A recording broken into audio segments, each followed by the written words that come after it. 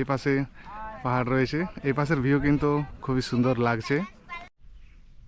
Finally আমি এই ভিউটিকে enjoy করে আমি বেড়ো গ্রামের কাছেই রয়েছি। এই পাশেও পাহাড় রয়েছে আর এই পাশেও পাহাড় রয়েছে। শুভ সকাল বন্ধুরা, আমি এসে হাজির হয়েছি আমাদের পুরুলিয়া জেলার রঘুনাথপুরের জয়চণ্ডী পাহাড়ের পাশের যে মাঠ সেখানে।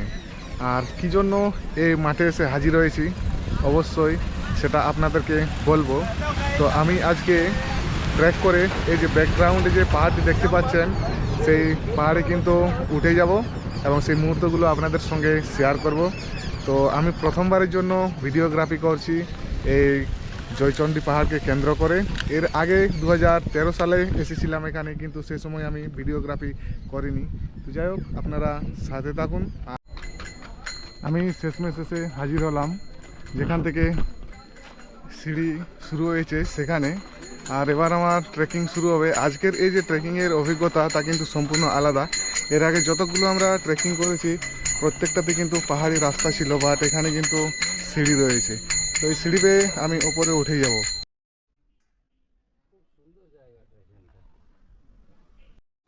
আমি শেষমেশ জয়চণ্ডী হিলের ওপরে চলে এসেছি।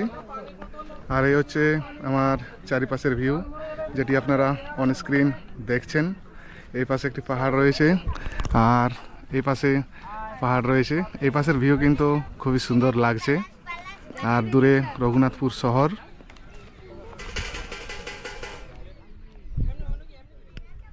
এই হচ্ছে যুব আবাস। এই নিচে আমাদের বাইক রাখা রয়েছে। আর দূরে জয়চণ্ডী স্টেশন রয়েছে এই পাশে, যদিও সেটি এখন দেখা যাবে না। তার আমি হেঁটে হেঁটে আরেকটি পাশে চলে এলাম। এই পাশের ভিউটি আপনারা দেখুন।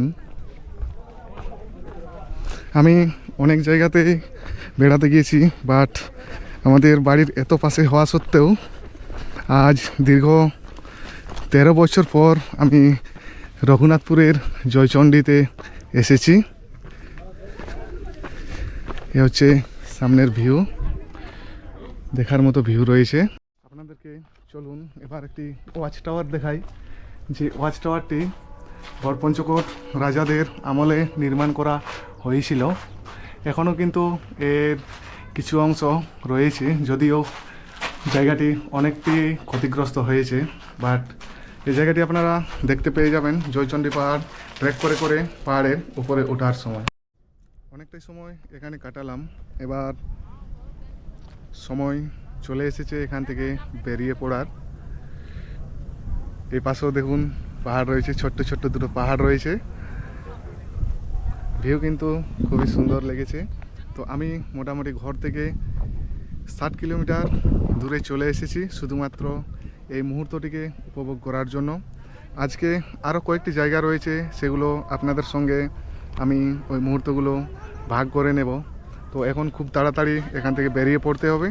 টাইম মোটামুটি হয়ে গেছে 11:55, মানে 12টা বেজেই গেছে। তো এবার আমি বেরিয়ে পড়বো এখান থেকে।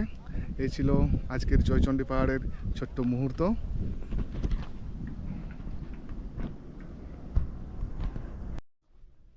এবার এখান থেকে বেরিয়ে পড়ি।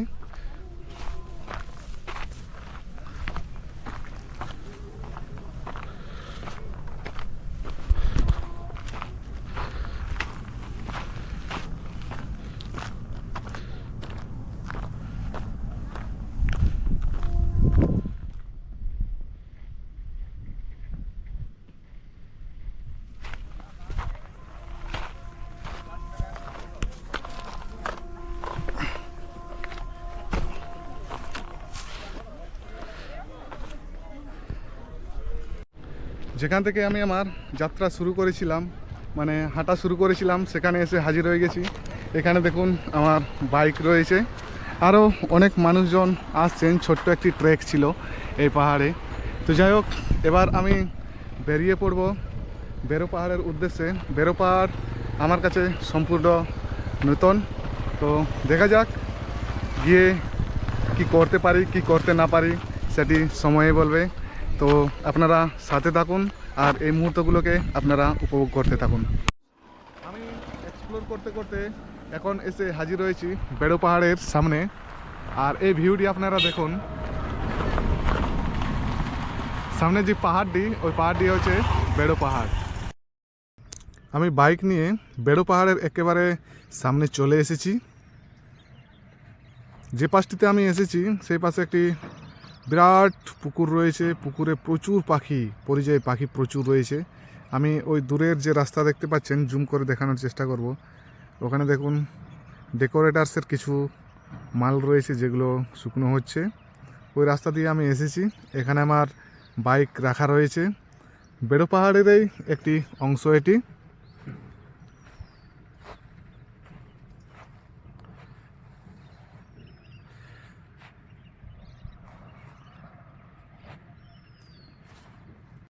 আমি গাড়ি থামিয়ে একটি জায়গাতে এসে দাঁড়িয়ে পড়লাম। আমি বেড়ো গ্রামের কাছেই রয়েছি। এই পাশেও পাহাড় রয়েছে আর এই পাশেও পাহাড় রয়েছে।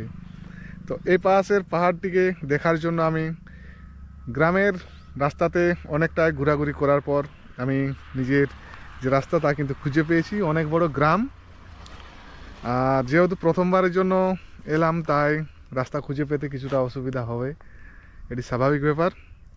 তো যাই হোক, এই দেখুন সামনের ভিউ। আর এর আগে যেখানে দাঁড়িয়েছিলাম ওখানে খাওয়া দাওয়া করার গল্প ছিল, বাট ওখানে করলাম না। ভাবলাম যে এই পাহাড়টিকে একবার দেখে নিই, তারপর করব। ফাইনালি আমি এই ভিউটিকে এনজয় করে করে আমার দুপুরের খাবার আমি খাওয়ার জন্য এখানে দাঁড়িয়ে পড়েছি। এ হচ্ছে আমার বাইক, ব্যাগ রয়েছে।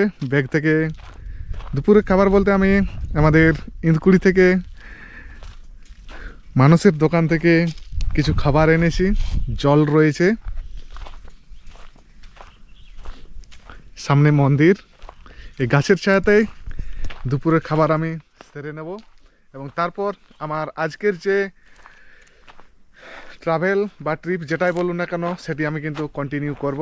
আবারও আপনাদেরকে দেখানোর চেষ্টা করছি এই সুন্দর লোকেশনে আমি আমার দুপুরের খাওয়া দাওয়া সারব। ইন্দকুড়ি থেকে ইন্দকুড়িতে যে মানুষের দোকান রয়েছে ওখান থেকে আমি আমার খাবার এনেছি আর আমার খাওয়া দাওয়া চলছে। দারুণ সুন্দর অভিজ্ঞতার সাক্ষী।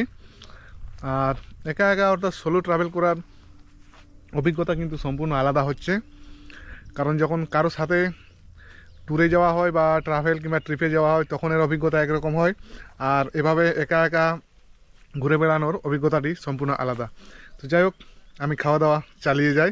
খাওয়া দাওয়ার পর আপনাদের সঙ্গে দেখা হচ্ছে। আমি বেড়ো পাহাড়ের অন্য একটি প্রান্তে চলে এসেছি। আপনাদেরকে একটি জিনিস আমি না দেখালে রইতে পারবো না। এখানে দেখুন পশ্চিম বেড়ো গ্রানাইট মাইন্স। এখানে গ্রানাইট পাথরের যে উত্তোলনের কাজ তা কিন্তু চলছে। এর সামনেও রয়েছে গ্রানাইট পাথরের, এই দেখুন। তো এটি পুরুলিয়া জেলার রঘুনাথপুর থানার বেড়োতে রয়েছে। আর আমি আজ প্রথমবারের জন্য এই দূর থেকে দেখলাম এই খনি। তো খনিই দেখলাম আর পাথরের টুকরো এদিক ওদিক পড়ে রয়েছে। যাই হোক, আগামী দিনে আর হয়তো এই পাহাড়কে আমরা আর দেখতে পাবো না, এটুকু আশা রাখা যায়। কারণ এই কাজ প্রতিনিয়ত চলছেই, পাহাড় কাটার কাজ।